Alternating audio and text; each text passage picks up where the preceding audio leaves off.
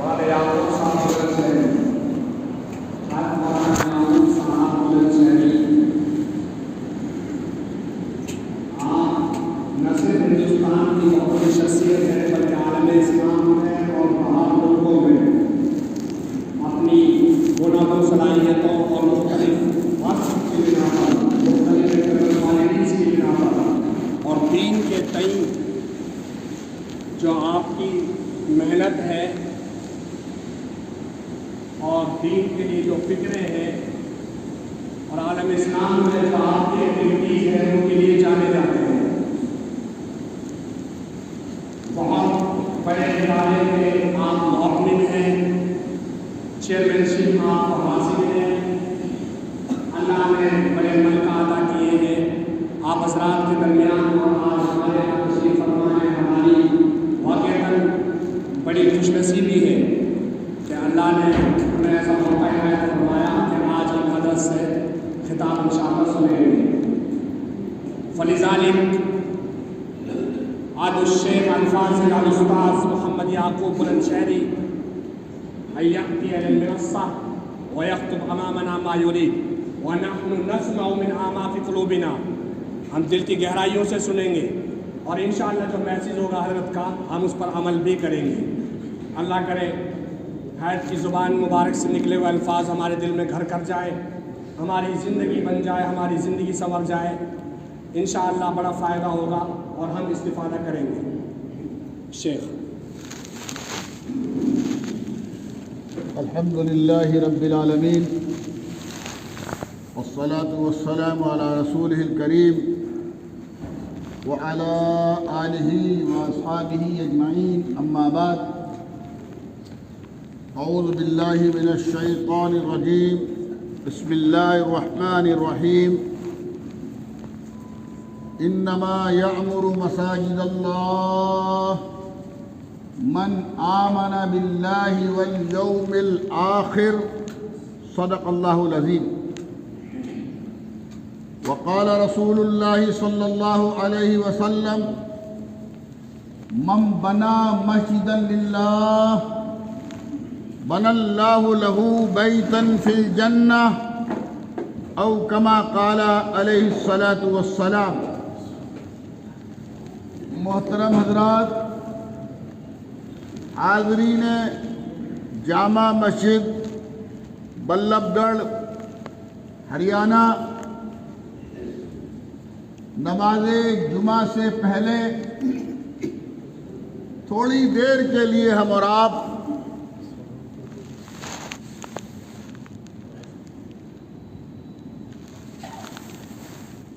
ایک فکری مجلس میں بیٹھے ہیں. میں ایک طالب علم ہوں, تقریر مجھے نہیں آتی, البتہ ملک کے, دنیا کے موجودہ حالات پر ایک درد مند دل رکھتا ہوں, ایک فکر مند دماغ رکھتا ہوں.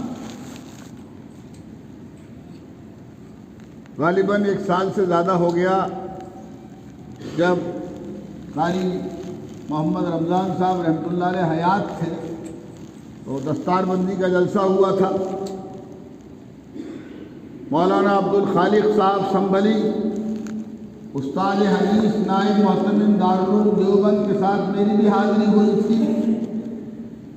اس کے بعد آج اللہ کا حکم ہوا, درمیان میں قاری رمضان صاحب اور بہت سارے ساتھی اور بہت سارے بزرگ اس دنیا سے چلے گئے.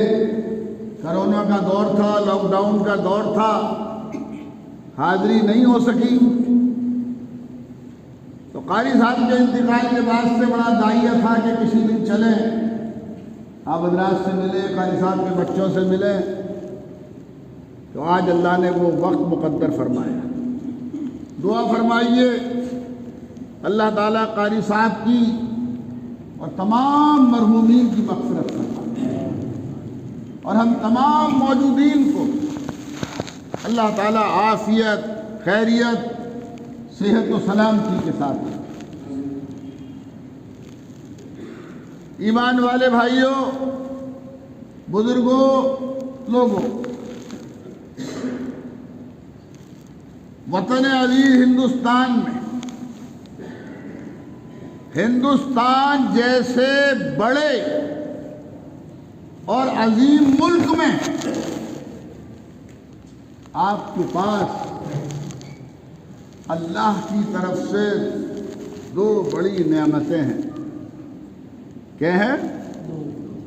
ویسے تو اللہ نے لاکھوں نعمتیں عطا فرمائی، زندگی ہے، جان ہے، جوانی ہے، صحت ہے، رزق ہے، فراخی ہے، اولاد ہے، اہل و عیال ہیں، بیوی ہے، والدین ہیں، بہن بھائی ہیں، دنیا کے نقشے ہیں. ویسے تو اتنی نعمتیں اللہ نے عطا کی ہیں، اتنی نعمتیں عطا کی ہیں کہ وَإِن تَعُدُّوا نِعْمَةَ اللَّهِ لَا تُحْصُوهَا. اللہ قرآن حکیم میں فرما رہے ہیں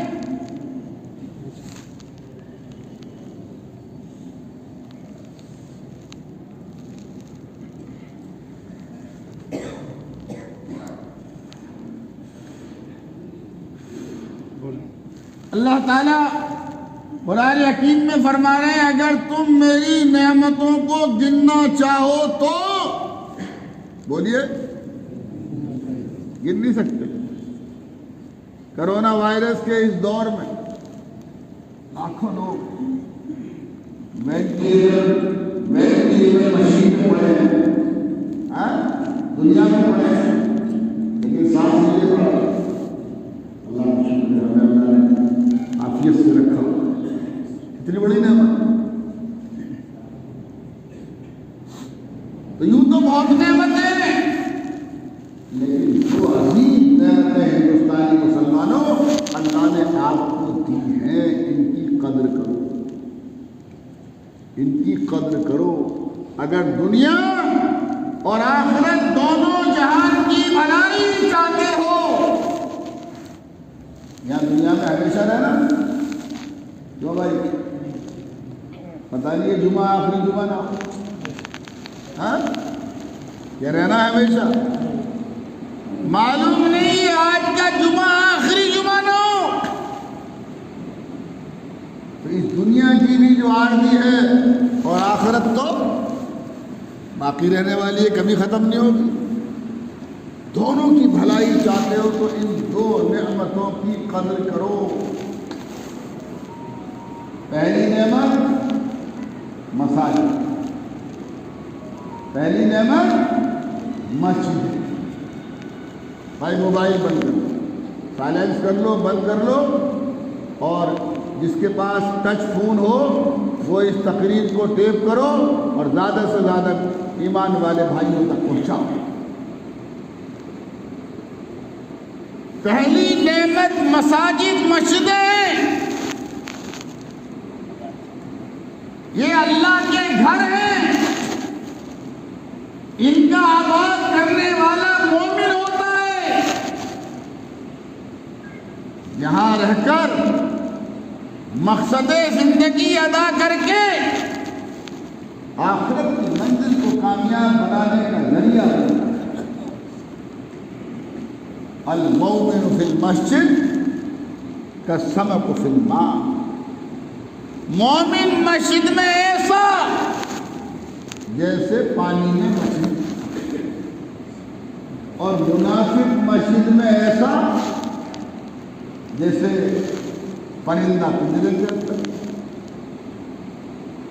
پانی میں مچھلی کی زندگی ہے اور پنجرے میں پرندے کی زندگی ہے، قید ہے. اب دیکھ لو ہماری کوالٹی کون سی ہے. جب خطبہ کھڑا ہونے کو ہوتا ہے، جب آتے ہیں مسجد میں، دیکھ لو کون سی کوالٹی ہے. فیصلہ خود کرو، میں کچھ نہیں کہتا. یہ مساجد بہت بڑی نعمت ہے. آپ فرض نماز اپنے گھر پڑھو گے، فرض ادا ہو جائے گا. بغیر عذر پڑھو گے، فرض ادا ہو جائے گا مگر گنہگار ہوگے. فرض نماز گھر پر پڑھو گے، فرض ادا ہو جائے گا، بغیر عذر کے پڑھو گے گنہگار ہوگے، اور وہی نماز آپ مسجد میں پڑھو گے، فرض بھی ادا ہوگا اور 27 درجے ثواب ہوگا۔ صاحب نماز با جماعت کے پابند تھے، ایک دن جماعت چھوٹ گئی، انہوں نے وہ نماز 27 مرتبہ پڑھی۔ کتنی مرتبہ؟ 27 مرتبہ پڑھی۔ غیب سے آواز آئی، نماز با جماعت میں تم جو سلام پھیرتے ہو اس پر فرشتے آمین کہتے ہیں، وہ آمین کہاں سے لاؤ؟ آئی بات سمجھ؟ یہ مساجد بہت بڑی نعمت ہے، اس کے 2 حق ہیں آپ کے لیے۔ کیا حق ہیں؟ کتنے حق ہیں؟ 2 حق۔ ہر مسلمان 10 سال سے اوپر کا جسے کوئی عذر نہ ہو، بیمار نہ ہو، معذور نہ ہو، مجبور نہ ہو، 10 سال سے اوپر کا ہر مرد مسلمان پر مسجد کا حق یہ ہے کہ وہ مسجد میں با جماعت نماز پڑھے۔ اللہ کے نبی صلی اللہ علیہ وسلم نے فرمایا، جب تمہارے بچے 7 سال کے ہو جائیں تو انہیں نماز پڑھانا شروع کرو، اور جب 10 سال کے ہو جائیں نماز نہ پڑھیں تب بھی کرو۔ آقا نے تو یہ فرمایا، اور ہم نے کیا کر دیا؟ ہم میں سے کوئی اپنے بچے کو مسجد میں لے کر نہیں آتا۔ اگر بھول بھال کے ایک آدھ مسلی بیچارہ لے کے آیا تو باقی سارے مسلی ڈانٹ ڈانٹ کر بچوں کو بھگا دیتے ہیں۔ کہاں ہے ہمارے 10 سال کے اوپر کی نسلیں یہاں پر؟ جب آپ بچپن سے ان کی گھٹی میں مسجد کی تعلیم اور تربیت نہیں ڈالو گے، اور پھر بالغ ہونے کے بعد میں فکر کرو گے کہ وہ مسجد کو آباد کرے، مسجد میں آئے، تو وہ آپ کے ہاتھ سے باہر نکل چکے ہوں گے۔ ترکی کے اندر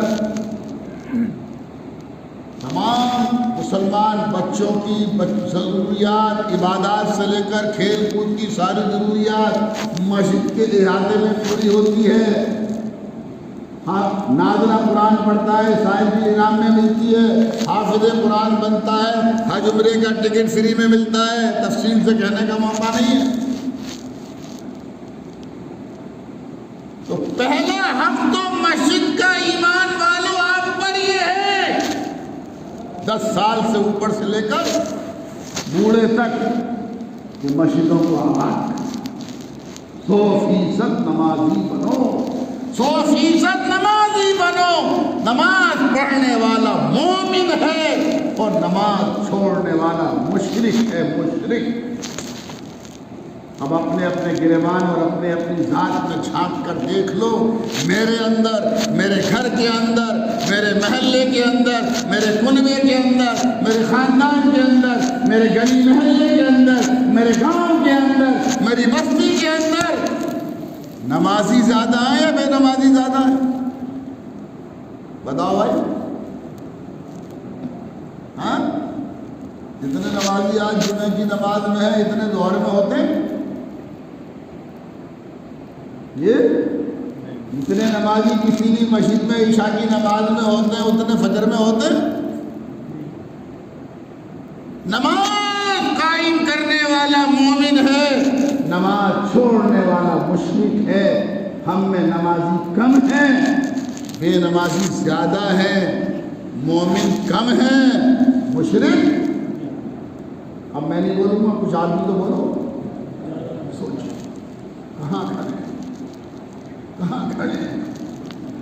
اور پھر موجودہ ملکی اور عالمی حالات کی شکایت کرتے ہیں۔ میں تو یہ کہتا ہوں اس نقطے میں غور کرو، اس پر غور و فکر کرو، کہیں ایسا تو نہیں اللہ کی طرف سے ہمارے اوپر عذاب ہے؟ اور اگر اللہ کا بھیجا ہوا عذاب ہے تو جب تک اپنے تمام गुनाहों से तौबा करके अल्लाह को राजी नहीं करेंगे, ये अजाब हमारे ऊपर से दूर नहीं होगा। पहला हक मस्जिद का क्या है? 10 साल के बच्चे से लेकर बूढ़े तक जिसे कोई शरई उज़्र न हो, मस्जिदों को आबाद कर। और दूसरा हक आपके ऊपर मस्जिदों का ये है कि ये ज़ाहिरी तामीर, बातिनी और बुनियादी तामीर मस्जिद की जो है वो है मस्जिद को आबाद करना, नमाज पढ़ना, चंदा देना नहीं, मस्जिद की बिल्डिंग बनाना नहीं। बिल्डिंग बना दी, नमाज पढ़ते नहीं। मस्जिद के पैसे की बुनियाद पर मस्जिद के मुतवल्ली और सदर बन गए और नमाज का पता ही। असल तामीर मस्जिद किताब और सुन्नत की रोशनी में मस्जिद को आबाद करना। फिर उसके बाद दूसरे दर्जे का हक मस्जिद का ये है कि अपने माल की गाड़ी कमाई जो अपने खाने पे खर्च करते हो, अपने पहनने पे खर्च करते हो, अपने रहने पे खर्च करते हो, अपने शौक पे खर्च करते हो, अपने बेटे और बेटियों की शादियों में खर्च करते हो, उससे कहीं ज्यादा अल्लाह के घर की तामीर में खर्च। अगर तुम मोमिन हो, अल्लाह क्या कह रहा है? अगर तुम मोमिन हो, उसकी अलामत ये है कि तुम अल्लाह के घर में सखी हो। सखी, तुम्हारा हाथ अपने घर को बाद में बनाओ, पहले अल्लाह के घर को बनाओ। अपने घर की जरूरियात बाद में पूरी करो, पहले अल्लाह की जरूरियात पूरी करो। अगर तुम मोमिन हो, वल यौमिल आखिरा, और कल मरने के बाद एक एक पाई का अल्लाह के यहाँ तुम्हें मिलने का यकीन है कि आखिरत में जो यहाँ बोएंगे वो वहाँ मिल जाएगा, तो फिर साजिश से ना। इसलिए कि भाई या कि ज़िंदगी ऐसी गुजर जाए या वैसी गुजर जाए, बहुत अच्छी गुजर जाए या बहुत ख़राब गुजर जाए, ये तो फना हो जाएगी। असल मसला तो वहीं का है ना। जितना बैंक बैलेंस जानी इबादत के ज़रिए, माली इबादत के ज़रिए वहाँ मिलेगा, वही तो काम आ जाएगा। जो बैंक बैलेंस यहाँ छोड़ जाओगे, आज के हालात में औलाद से, भाइयों से, रिश्तेदारों से उम्मीद मत रखना कि 40 गरीब तलबा को बुला के खाना भी खिला दो। हमारे हज़ारों हमारे मुशाहिदात हैं, बाप का जनाजा रखा है, बेटा मस्जिद के बाहर खड़ा है और कह रहा है भाई साहब नमाज जनाजा पढ़ा दो। भाई इसका वारिस कहाँ है कि वो बाहर खड़ा है? भाई तू भी शरीक हो जा। तो नहीं, मेरे कपड़े ना मार। आज भी हालत है, इसमें जिम्मेदार कहाँ हमारी औलादें नहीं है, हम भी हैं। जैसा कि मैं कह रहा था कि 10 साल से ऊपर के सारे इलाके के बच्चे मस्जिद में होने चाहिए थे, जो नहीं हैं। कौन जिम्मेदार है इसका? हम जिम्मेदार हैं। तो एक तो नेमत मसाजिद हैं, इनकी कदर, इन्हें आबाद करो। खुदा की कसम, आप अल्लाह के घरों को आबाद करोगे, अल्लाह आपको। आपने नहीं देखा पिछले साल, अल्लाह न करे कहीं ना हो, मुल्क में ना हो, दुनिया में ना हो, पिछले साल हमारे विधानसभा क्षेत्र दिल्ली मुस्तफाबाद में दंगा हुआ, सैकड़ों लोग शहीद हुए, मरे, अरबों खरबों का नुकसान हुआ, अरबों खरबों रुपए की एक टायर मार्केट पूरी जला दी। आज उन्हीं मार्केट वालों के बाद आप मस्जिद के लिए चंदा करने चले जाओगे, 10,000 रुपये आपको जमा हो गए। अरबों रुपए जाए तो होने के लिए तैयार हैं, अल्लाह के दीन के लिए कुर्बानी देने के लिए तैयार नहीं है। मस्जिद का 2 हक हैं, एक इन्हें आबाद रखोगे इंशाअल्लाह, और अपनी ज़रूरियात ज़िंदगी से ज़्यादा अल्लाह ने आपको जो दिया है वो इन पर खर्च करो। और दूसरी बड़ी नेमत, हिंदुस्तान जैसे अजीम मुल्क में ईमान वाले भाइयों, आपके पास मदारिस दीनिया है, जहाँ ईमान सिखाया जाता है, जहाँ अमाल के उसूल व ज़वाबित सिखाए जाते हैं, جہاں زندگی گزارنے کا پرسنل اللہ قرآن کریم پڑھایا جاتا ہے، سمجھایا جاتا ہے، اس پر عمل کرنے کا طریقہ بتلایا جاتا ہے، جہاں زندگی کا مقصد جو حضور اکرم صلی اللہ علیہ وسلم کی تعلیمات کے مطابق گزرنا چاہیے ان میں سکھایا۔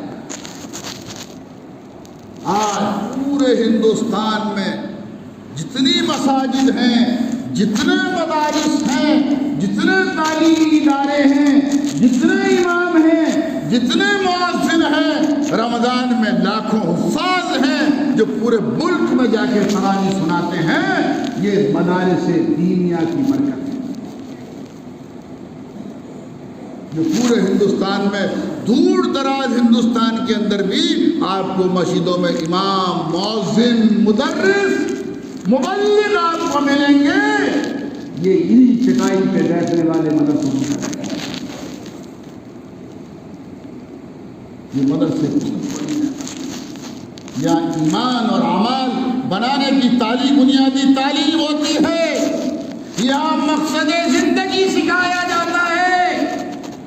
ان کا پہلا حق آپ کے اوپر یہ ہے، اس دن بھی میں نے 5 منٹ کی تقریر میں جب ختم قرآن کی مجلس میں آیا تھا، وقت زیادہ نہیں تھا، یہی بات کہی تھی، ان کا آپ پر حق یہ ہے، آپ سب، ساری امت، سارے مسلمان، سارے مرد، ساری عورتیں، سارے بچے، ساری بچیاں طالب قرآن بنو، قرآن کریم کے پڑھنے والے بنو، یہ حق ہے آپ کا، آپ کے اوپر بنو گے انشاءاللہ۔ وقت گھڑی جا رہی ہے، اگر میں ولی بزرگ ہوتا تو اس کو 7:15 بجے پہ ہی روک دیتا، کوئی آگے مت پڑھا، 1-2 گھنٹے ان سے بات کرنے دیں۔ جب تک ایک مسلمان اپنے آپ کو اللہ کے حوالے نہیں کرے گا، نوجوانوں بات بننے والی، اللہ حکم فرما رہے ہیں ادخلوا فی السلم کافہ، چاہے دنیا کا بادشاہ کیوں نہ ہو، چاہے غریب ترین مسلمان کیوں نہ ہو، دونوں پر قرآن کریم کا پڑھنا، قرآن کریم کا سمجھنا اور اس پر عمل کرنا فرض ہے، دونوں پر برابر ہے۔ ہم نے کیا کر رکھا؟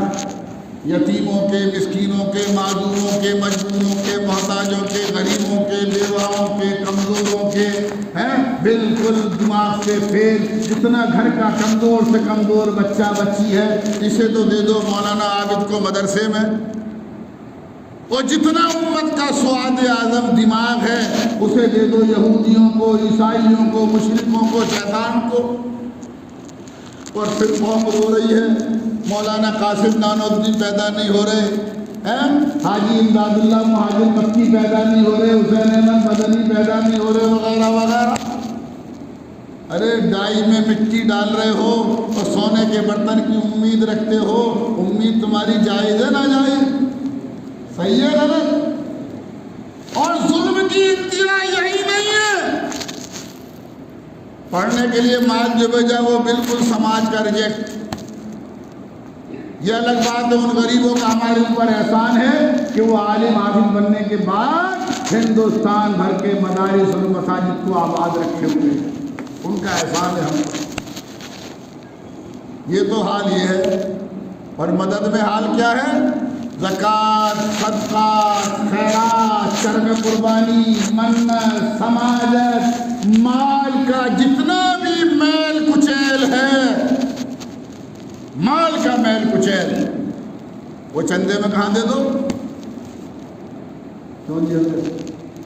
وہ مدرسوں، وہ جو مال کی گاڑی کمائی ہے وہ خواہشات زندگی میں کروڑہا روپے کی شکل میں برباد کر دو، کروڑہا اسراف، جس کی وجہ سے اللہ کا غضب نازل ہو۔ میں مسجد کا امام ہوں، غریب ہوں، آپ نے نیت مانی کوئی میرا فلاں کام ہو گیا، ایک مرغہ صدقہ کروں گا، اللہ نے آپ کا کام کر دیا، آپ مرغا لے کے میرے پاس آئے، میں نے آپ سے کہا متولی صاحب، حاجی صاحب، نمازی صاحب، انجینئر صاحب، فیکٹری کے مالک صاحب، آج میرے پاس صدقے کا مرغا آیا ہے اور آج شام کو آپ کی کھانے کی میرے ساتھ دعوت ہے، آپ قبول کرو گے؟ بولو، قبول کرو گے؟ بھائی بول دو، تو دعوت مان لو گے صدقے کے مرغے کی؟ آپ تو اتنے غیرت والے، صدقہ نہیں کھاؤ گے؟ غیرت کا پیدا کرنے والا غیور اللہ اپنے پاک کلام قرآن کی تعلیم کے لیے آپ کا صدقہ قبول کرے گا؟ تفصیل سے میری بات کرنے کا وقت نہیں، 2-4 منٹ رہ گئے، شاید کہ اتر جائے میری بات تمہارے قریب۔ جب تک اپنا سارا مال اور جب تک اپنی ساری جان اللہ کے حوالے نہیں کرو گے، کامیابی مقدر نہیں ہوگی، کامیابی مقدر نہیں ہوگی۔ من یقرض اللہ قرضا حسنا، جب صحابہ نے یہ قرآن کریم کی آیت کو سنا تو جو جس کے پاس تھا وہ سارا کا سارا اللہ کے نبی صلی اللہ علیہ وسلم کی خدمت میں لے کر، بھائی کسی دن مغرب میں بلاؤ تاکہ اطمینان سے گھنٹے 2 گھنٹے نوجوانوں سے بات ہو، یہی تو امت کا سواد اعظم ہے۔ تو مدارس کا آپ پر مشرق طرح 2 حق ہیں۔ پہلا حق تو یہ ہے ہر مسلمان، آپ سب اور آپ کے سارے بچے بچیاں طالب قرآن ہو جائیں، کرو گے اس پر عمل؟ اور دوسرا حق یہ ہے اپنا مال کی گاڑی بنائیں، صرف زکات صدقات خیرات وہ تو فرض ہے، وہ تو دینی ہے، اس سے کام نہیں۔ اگر 100 روپے کماتے ہو، اگر آپ کی جگہ میں ہوتا اور میں یہ کر رہا ہوں، میں 100 روپے کماتا ہوں، 75 روپے اللہ کے راستے میں خرچ کرتا ہوں، 25 روپے اپنی اہل و عیال میں خرچ کرتا ہوں۔ میں دلی سرکار کا MLA ہوں، میرے بڑے بھائی دلی سرکار کا ایک حصہ ہیں، ان کے برابر میں کرسی ڈال کے بیٹھ جاؤں تو بتاؤ کتنے روپے مہینہ کما سکتا ہوں؟ کیوں جا رہا ہوں مسجد، کیوں جا رہا ہوں گاؤں، کیوں جا رہا ہوں محلہ، کیوں پھر رہا ہوں ملک میں؟ آپ سے 10 روپے مانگتا ہوں، آپ کو آپ کی زندگی کا مقصد سمجھاتا ہوں۔ دوسرا حق یہ ہے کہ ان مدارس کے حفاظت کے لیے، ان کی تعمیر کے لیے، ان کی ترقی کے لیے جتنا زیادہ سے زیادہ ہو سکے ان کی مدد۔ کرونا وائرس کے اس دور میں جہاں جانی نقصان ہوا ہے، مالی نقصان ہوا ہے، ہر طرح کا نقصان ہوا ہے، مسلمانوں تمہارا سب سے بڑا دینی نقصان ہوا ہے، سب سے بڑا دینی نقصان۔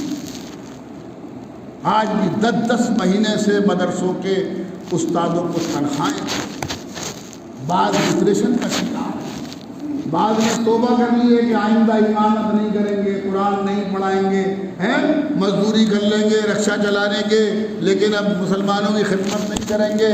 بعض جگہ مسلمانوں نے اپنے اوپر اتنا ظلم کیا ہے کہ اماموں کو، مدرسین کو، مؤذنین کو ملازمت سے نکال دیا، خود 2-2 ہزار روپے کلو کا لاک ڈاؤن میں گوشت کھا رہے ہیں، اور اپنے قوم کی نسلوں کی تعلیم اور تعمیر کرنے والے اپنے محسنین کو ملازمت سے نکال دیا، آدھی تنخواہ دے رہے ہیں، 4/4 تنخواہ دے رہے ہیں۔ اس دور سے ہندوستان کے اکثر مدرسے گزر رہے ہیں، ہم بھی گزر رہے ہیں۔ اللہ کے لیے آپ سے درخواست ہے، ہمارا ایک ادارہ، میں 1 منٹ اور لوں گا، بچیوں کا بہت بڑا ادارہ ہے سہارنپور میں، جس میں بچیاں عالم بنتے بنتے الحمدللہ BA کرتی ہیں، علی گڑھ مسلم یونیورسٹی سے BA کرتی ہیں، اور UP عربی فارسی بورڈ سے MA کرتی ہیں، عالم دین بنتی ہیں، اور مدارس دارالعلوم تو بہت بڑے ادارے ہیں ہمارے۔ آپ زیادہ سے زیادہ بچے بچیوں کے وہاں پر داخلے کرائیں، یا جتنی چاہے وہاں داخلے کرائیے، مگر ہر بچے کو پڑھائیے، ہر بچی کو پڑھائیے، ایک وقت کی روٹی کھانے کو ملے، اگر ایک وقت فاقہ بھی کرنا پڑے فاقہ کر لیجئے، لیکن ہر بچے کو پڑھائیے، ہر بچی کو پڑھائیے۔ بھائی کرو گے ایسا؟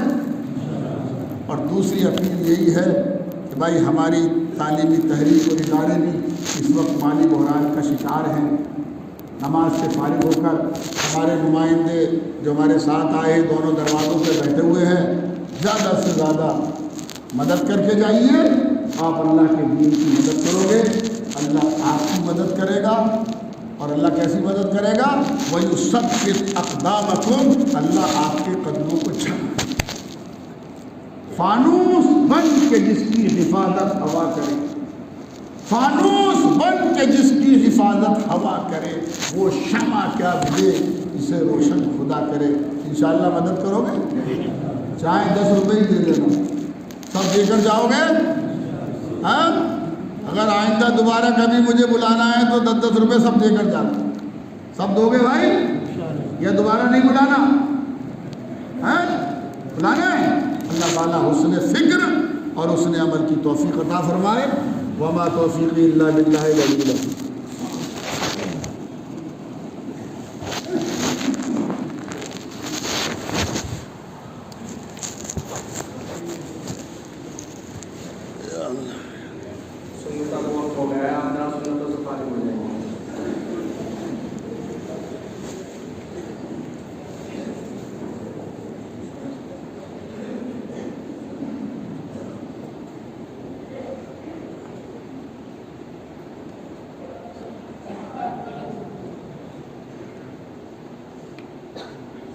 Oh,